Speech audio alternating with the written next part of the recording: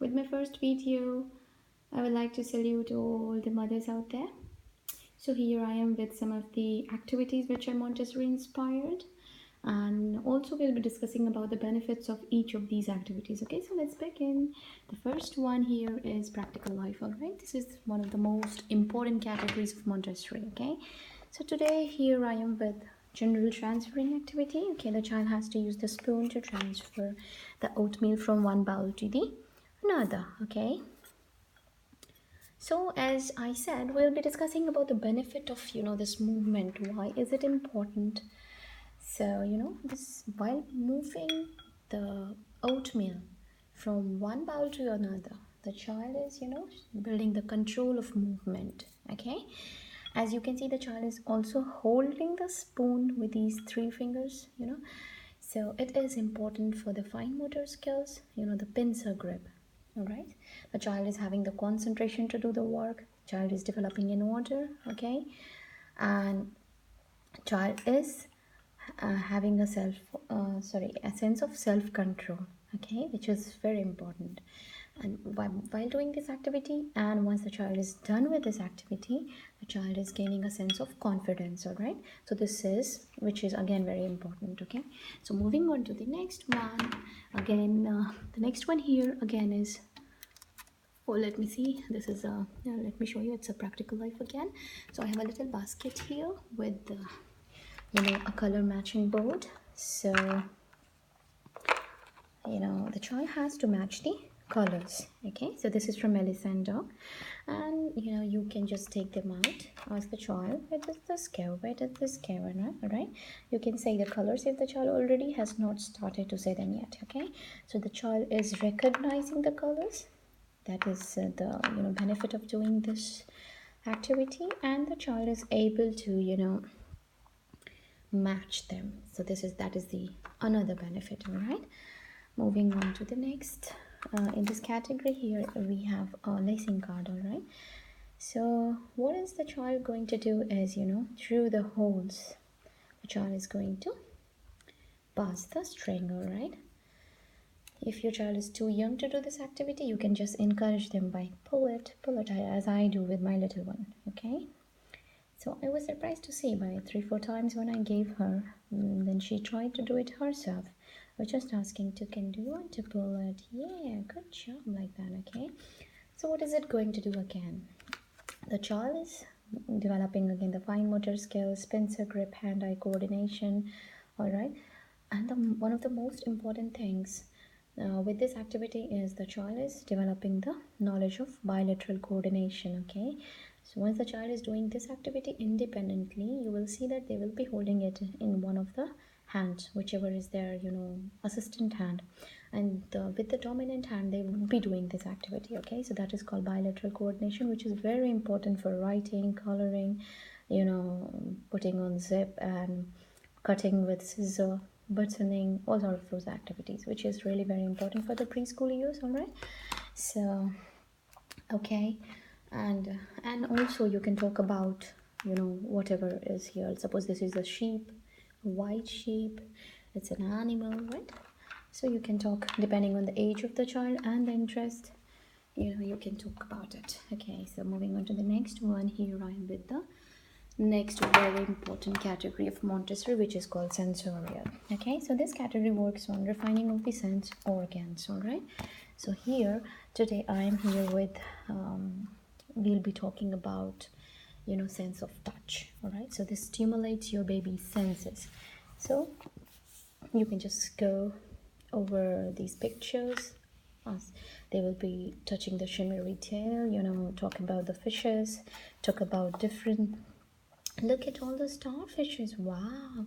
And then the child has a feel of it. All right, so they can touch it, touch his bumpy arms. Oh, they're so bumpy. All right, so this way the child is developing a they can feel it. Actually, they can feel the texture. Okay, so the next one here is from the series That's Not, and it is again a touch feely book, and here they can just touch, and they would be you're talking about one thing here. So in this book you're talking about giraffe, then they just get to know, but they are building on the vocabulary as well, and they are having a feel of it. Okay, so moving on to the next one I have here is shape matching activity. And here, I don't know where did she drop these two. Today she was doing it. You just take it out. She was able to do this when she was 19. She could easily do this, so you can give your young one and you can just say, so cool, where does this go? She says sucker sucker, so you can just encourage them to say that the right way. Okay, so cool, square, where does the square go? Good job. So this is, they are able to, the benefit of doing this is, they are able to recognize the shapes, and they're doing it in different colors. Okay, so even that is important, and they can actually they can visually discriminate. Okay, so this is visual discrimination. Okay, so let's keep it back. Okay, moving on to the next one. So next one here we have maths. Okay, so um, so to begin with, I'll be giving her this, wooden knob puzzle, and here actually she will be matching it by colors and numbers. All right. So as you can see, again, it is a knob one, so it's working on the pencil grip of the hand, that which is again a fine motor skills. She's getting the concept of numbers. Sorry, she's able to. She's recognizing the numbers. Okay, and so yeah, okay, so which is pencil grip, so that is one of the pre-writing activity, and they use hand-eye coordination. Okay, and so if you take it out, just if it's this way, so they are trying to fit it in, right? So this promotes the problem solving, critical thinking in them. Okay, they are able to, and again they are able to classify the objects. All right, so classify the numbers here. So once you take them, all of them out together, so they can just classify. So they are getting that skill. Okay, and they are developing, we are talking about the benefits. Actually they are developing the persistence. Completing the puzzle gives them a sense of accomplishment, right? Which of course which boosts their independence and self-esteem. They are more confident once they are able to do this. Okay, and one more thing is that they are able to recognize the shapes. Okay, I was so surprised to see when I gave it to my little one. She was able to do the shape sorter very easily, because she got the shape recognition by doing these knob puzzles. All right.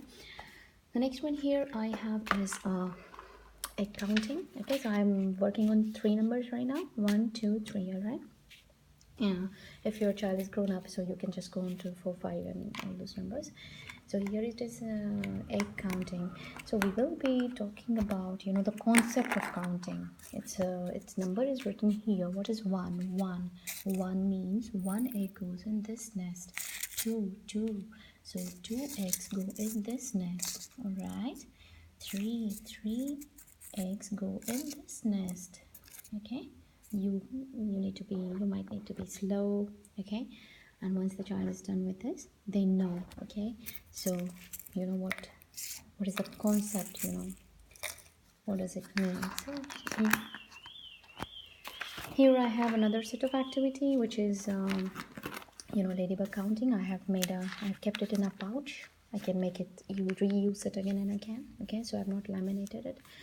So here it is, 1, 2, 3. Okay, again the same concept. I made these ladybugs out of foam. Okay, if you need any help in making it, just put a comment. Okay, so that I can make a small video about it. Okay, so here, 2, 3. So it's like this. Okay, 1 ladybug, 1, 2, 2 ladybugs, 1, 2, 3, 3 ladybugs. So you might want to talk about it once they are done with it. Okay, I have another sheet for ladybug counting. Okay, so once she is done with that, I'll give her this. This is for leaf counting. The same concept. Here I have one other activity. This is for number recognition. So I have a coaster. This is coaster counting. Okay, so I'll give her another coaster. 1, number 1.